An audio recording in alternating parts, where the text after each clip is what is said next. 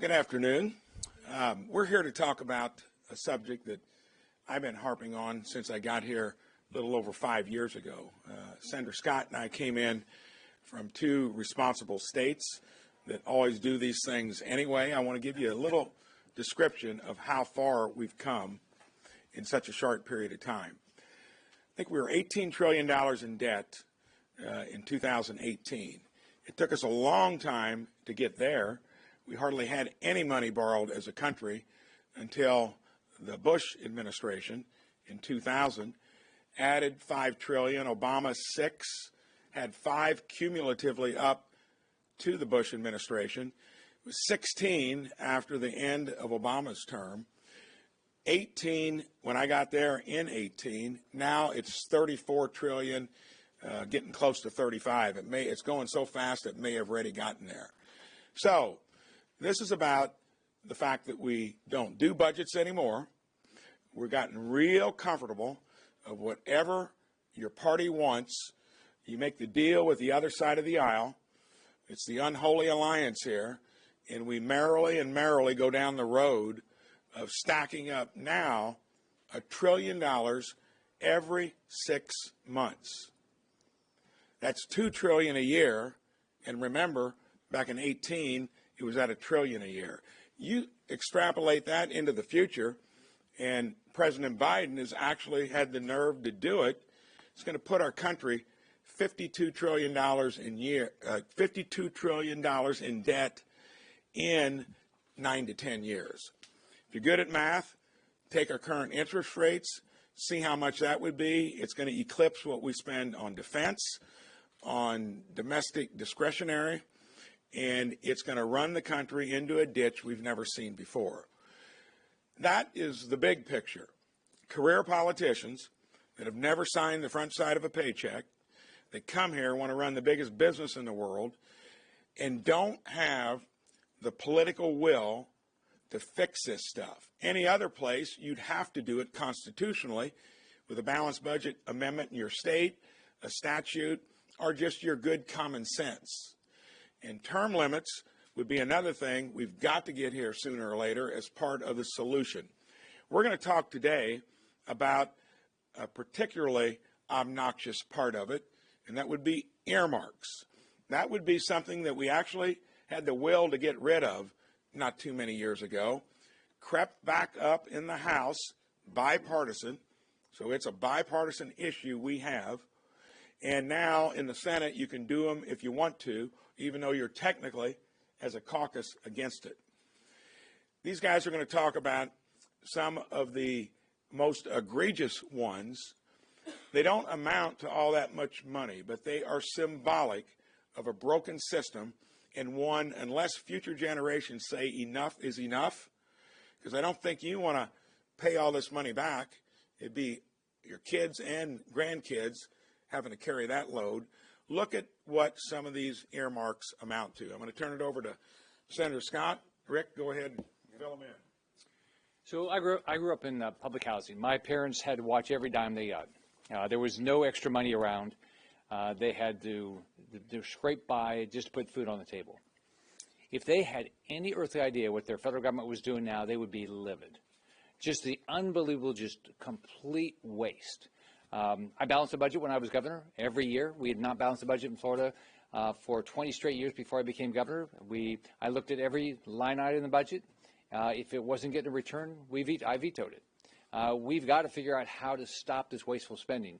We have almost $35 trillion worth of debt, and this is not sustainable. So, but let's look at this spending bill that we, of course, like everything else we get up here, we get the last minute. Without any input from us, without the ability to amend it, without any of these things. Let's talk about some of these earmarks. And they're just wasteful spending that somebody gets to put into the budget. This time it's over 6,000 earmarks. Now this is less, I think it's a little bit less than half of half the spending bills. It's a little bit less than half of our entire annual spending. 6,000 earmarks, $12 billion. This makes zero sense. Let me give you some examples. Chuck Schumer gets in $1 million to build a new environmental justice center in New York City. Now, how many voters in Florida think that's a great idea? How about $1 million for Pelosi to bring back to San Francisco social justice program? And then $3.5 million to keep to make floats for a Thanksgiving Day parade in Michigan, and $4 million for a waterfront walkway in New Jersey. Now, think about it. All those states, guess what's consistent? A lot of people left those states to come to Florida. They didn't come to Florida to have their tax dollars go waste money like this. They know in Florida we're trying to watch their money so we don't have to raise their taxes and make sure we don't have massive amounts of debt.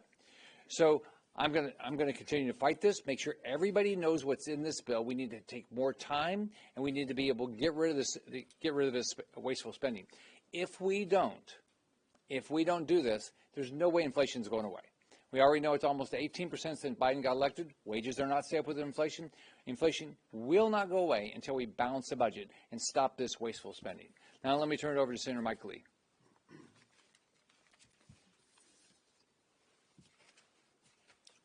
It was with good reason that in 2010, shortly after I got elected to the Senate Republican Conference convened. A number of us hadn't even been sworn in yet. Senator Rand Paul and I were part of that class of 2010. Senator Pat Toomey, Marco Rubio, a handful of others. A lot of us had been elected against a backdrop that was very hostile toward earmarks, and with very good reason. For that reason, before we were even sworn in, we met as a conference, and the conference voted. We voted to adopt a ban on earmarks. The House Republican Conference did essentially the same thing at essentially the same time. And this stuck for a number of years, more or less. You know, aberrations here or there, but it stuck. It is still the conference, the conference policy of the Senate Republican Conference that we are opposed to earmarks. And yet we're returning to it. We're returning to it to our own detriment, but especially to the detriment of the American people. And it tends to remind me, that my family hates it when I quote this scripture, but Proverbs 26:11, as a dog returns to its vomit, so a fool returns to its folly. When you turn back to something that's familiar, that you're backsliding into a familiar but unhealthy position, that's what occurs. And so when we have an earmark-laden bill, and Republicans start heading headlong into it, notwithstanding our ongoing conference policy against earmarks, it reminds me of dogs, albeit dogs dressed as elephants returning to their vomit. That's not appropriate. It's not good for our voters. It's not good for the people we represent, whether they voted for us or not. Because look at what it produces. Look at what it does. We've got about 650 pages tacked onto this bill of just straight earmarks. Of those 650 or so pages, you've got over 6,000 separate earmarks. And there's a wide range of them. Look, I'm sure some of them fund good things that will benefit good people. And I'm sure some of them at least satisfy a part of that, but aren't necessarily the prerogative of the federal government. The purpose here is not to adjudicate each and every project on its own merits as to whether it should be funded by someone. The question is whether it should be funded by government, and in particular this government. And if it should be funded by this government, why not subject it to negotiation, discussion, an amendment process, debate under the light of day in which this can occur, rather than opening this up, foisting it upon the American people at the 11th hour, just a matter of days before it's to be voted on. And then we're told, oh, by the way, you can't really change this. You can't really change it unless it's something we want to change. We, meaning the self-appointed custodians of the bill and the highest-ranking appropriators in the Senate when it comes to taking out things that they don't want. So the bill involves a total of $470 billion. Of that, $12.7 billion involves earmarks. Now, a lot of people are fond of saying in this circumstance, well, it's just a small percentage. A tiny percentage of American GDP, still a small percentage of what we spend overall, and still a pretty small percentage even of just domestic, discretionary, non-defense spending. Whatever. Look, the fact remains, it may not be the entire length of the train, or even measurable as half or a quarter of or a third of the train, but it's what's driving the train. This is why we're $34 trillion and counting in debt. It's because members, seeing that there is a bill that's too big, that's too expensive, that funds too many things, are more likely to vote for something if you adopt what they sometimes call sweeteners. These addictive, corrupting substances within the bill that allow you to come home to your home constituencies or to this or to that special interest and say, I brought home the bacon. So why, for example, is it that we're being asked to provide some, I don't know, $850 million to Georgetown University? No, that one's not $850 million. That one is $963,000. $963,000, nearly $1 million to Georgetown University. Now, Georgetown University has an endowment. Just in its endowment alone is over $3.2 billion. Why are we giving that to Georgetown? Why? Why likewise are we giving $850,000 to a left-wing entity called the New Immigrant Community Empowerment Center that's going to use that to build, and I believe the correct terminology is a coffee house, a coffee shop, and a greenhouse. That may be great. I don't know why that greenhouse and that coffee shop are being constructed by government, being constructed by this government with this government's funding without it seeing the light of day. And so, a few of us went down to the floor to raise some objections to these, and also to another one to spend $2.5 million for outdoor recreation, specifically kayaking and slalom activities for the town of Franklin, New Hampshire. Those are fun things. They're great. People want to have the ability to do them. Why is the U.S. taxpayer being forced to work months out of every year just to pay his or her federal taxes, only to be told it's not nearly enough because we're $34.5 trillion in debt? And by the way, we're going to have to make you throw in $2.5 million for these recreational activities, kayaking and slalom activities in Franklin, New Hampshire. I do not know, but these things, we're told, can't be debated. We tried to have them removed. I tried to strike them, and I was told by the chairman of the Appropriations Committee, sorry, no can do. This is a hermetically sealed chamber. It's been a finely wrought compromise, and there is no changing it now. Only there's a problem. They have been making changes. They made a change last night. They made a change after it was discovered that they had set aside $1 million for what's been characterized as funding for BDSM sex parties. And they were embarrassed to defend that, so Senator Murray went to the floor and had that removed. So apparently it can be opened up. It's just it can be opened up and changed only for things that she cares about. This is a mess.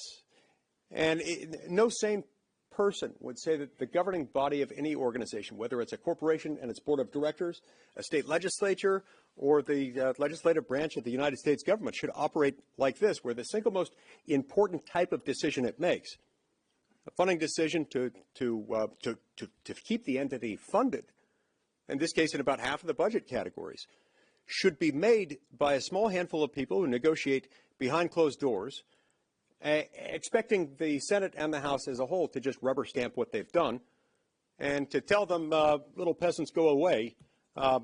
We, the people who negotiated this, are the only ones who can touch it. That's insulting to the American people, and it's going to perpetuate the problem.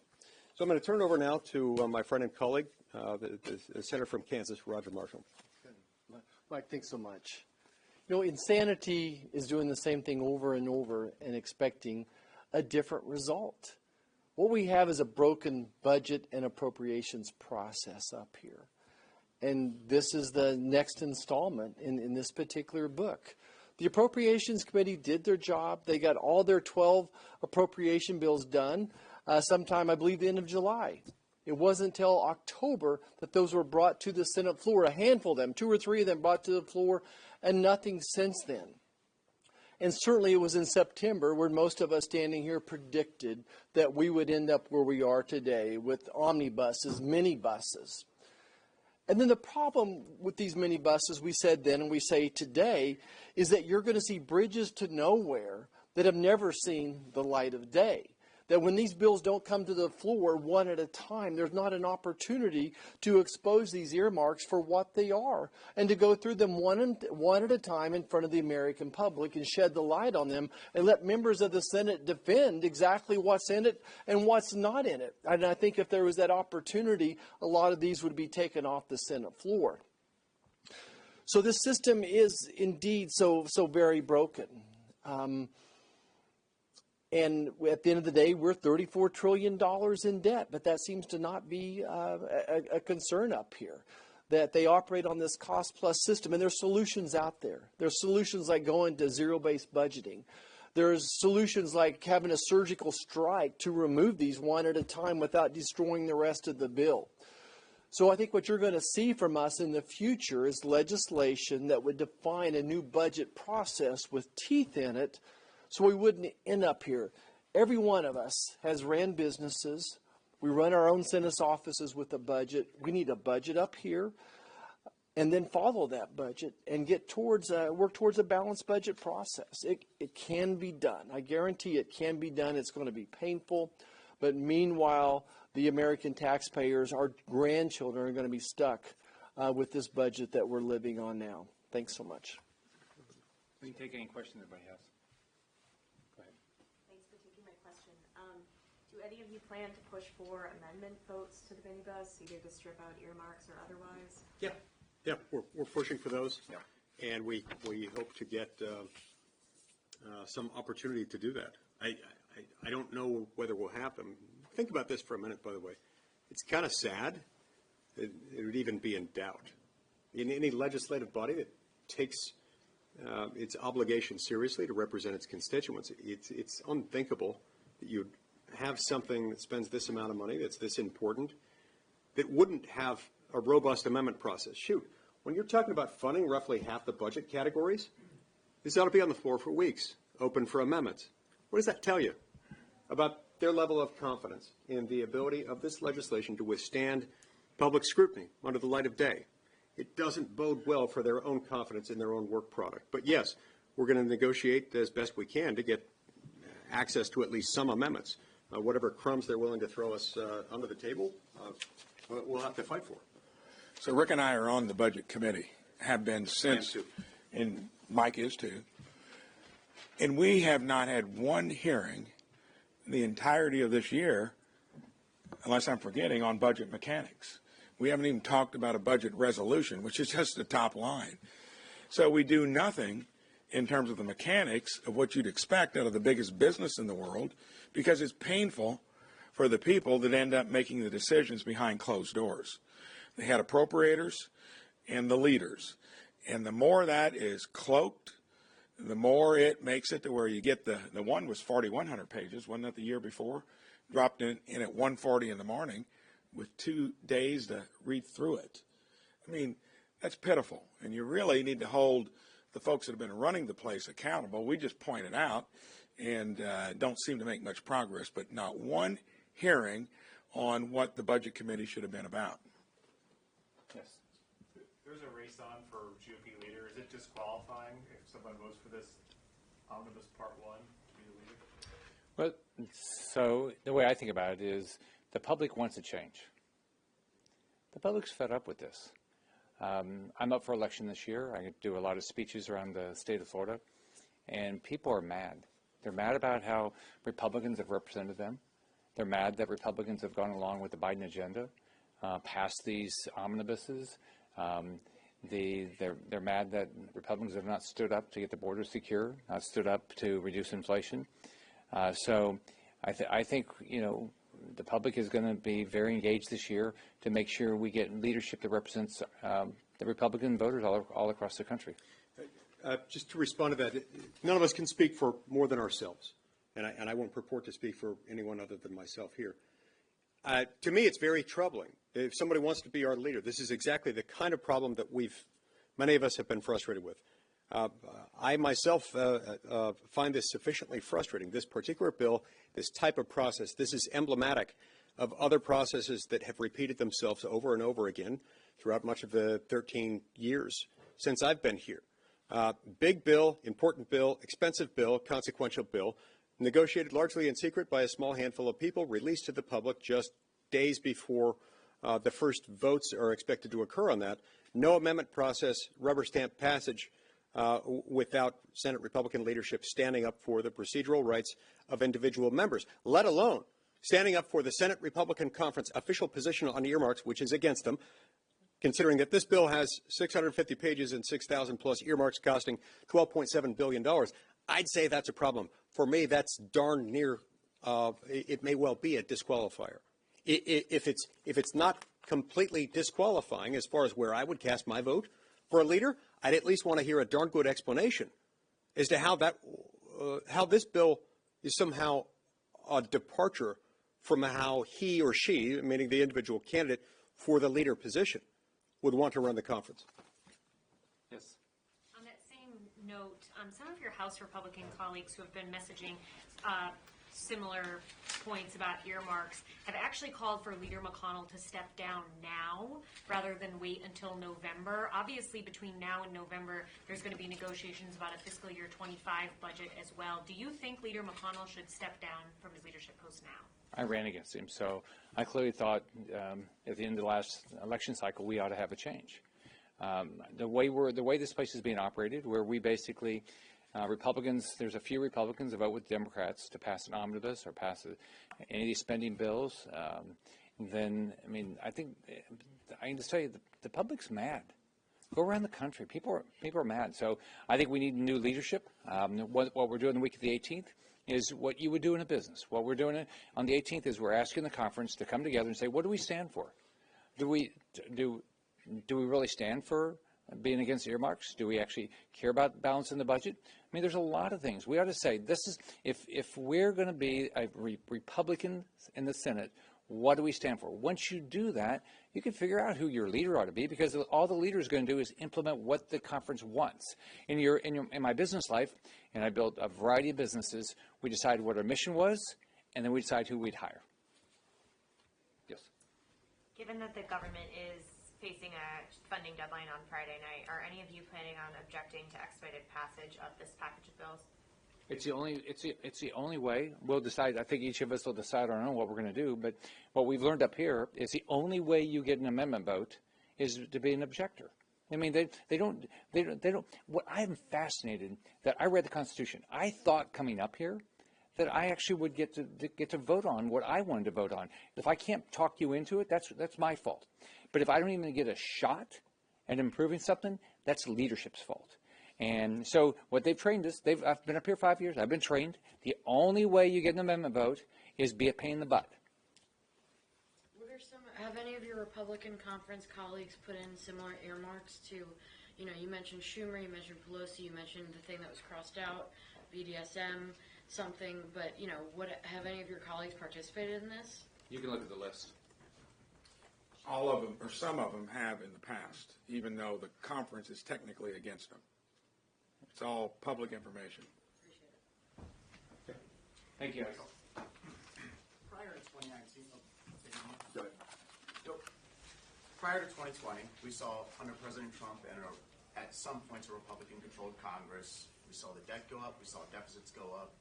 If President Trump is reelected, what do you think will be different this time around? Look, first of all, we're in a position where the laws of mathematics are catching up with us. If President Trump is elected, and I hope he is, we will by that point almost certainly have crossed the threshold of $1 trillion a year in interest on our national debt. When President Trump took office, it was, I think, less than a third of that. So the laws of mathematics are catching up to us. Just that delta between where it was when he took office and where we will be if he's sworn in as the 47th president of the United States, that's roughly on par with what we spend on defense in a year, just that delta. And in fact, I think what we're spending on interest on national debt is itself now in excess of our defense spending. When even the delta is on par with that, that gets really disconcerting. So I would hope that we wouldn't repeat that mistake. But here again, a lot of it relates to procedure and earmarks. Earmarks are a small percentage of overall federal outlays, but they are very often what's driving the excessive federal outlays. And a lot of this really stems back, and then a lot of that also relates to process. The fact that we don't have enough process there means that we can't ferret out what's, fish from fowl, wheat from tares. When we look at these earmarks, the staggering size of the bill and even of just the 650 pages or so of the 6,000 earmarks, is itself so staggering that you can't walk all the way through that in just a few days. There's an old expression that if everyone's family, no one is. There's a variation of it that says if everything is urgent, then nothing is. All this stems back from a problem many decades in the making, and it's a problem that both political parties have tragically contributed in a material way. We've stopped to ask the question, what is it that this government is supposed to do? This document, the United States Constitution, tells us what we're supposed to be about. We're a limited purpose federal government, not a general purpose national government. So it's not our job to legislate on all matters whatsoever, to do things just generally that are a good idea. That is the type of legislative authority typically wielded by a state. States have general purpose legislative jurisdiction. They may act except where they're prohibited from acting or where we have acted within our scope and preempted them from doing so. With theirs, it's the opposite. They're presumed to have the authority to act, except in those circumstances where they're not allowed to. The areas where we are authorized to act are relatively limited. Nearly all of them found in Article 1, Section 8 of the Constitution. It covers things like immigration and naturalization, weights and measures, trademarks, copyrights, and patents, postal roads, bankruptcy laws, regulating trade or commerce between the states with foreign nations, with Indian tribes, declaring war, armies, navies, national guards, granting letters of marque and reprisal, federal public land management. That's about it. There are a few others, but that's more or less the universe. So why in the Sam Hill are we having these discussions about $1 million for this entity, $2.5 million for kayaking and slalom experiences, $3.5 million for parade float construction? There is no parade float construction article of the U.S. Constitution in Article 1, Section 8, or any other provision of it I can find, nor is there anything that would be deemed necessary and proper to parade float construction in there. So I would ask the question, how far can we do this? The laws of mathematics are catching up with us by the time Donald Trump takes office as president. If he does, which I hope he does, we will be sufficiently deeply mired in this pit that we'll have no choice but to do this. It's better to start this process now than to wait until we're even deeper in the pit, and that's why we're fighting so hard on this bill. And one quick recap of what you just asked. To me, it was easy to figure out shortly after I got here, because your point was this has been going on with Republicans and Democrats. Earlier I mentioned it got started when we put 2 wars on the credit card. We were only $5 trillion in debt before the Bush administration. And once one side starts rolling, I call it the unholy alliance that starts to unfold. I've mentioned that since the time I've been here, but then that involves what I think is the most important thing we do as a government, defend our country. But I believe defense ought to be held accountable, ought to do budgets, ought to be audited.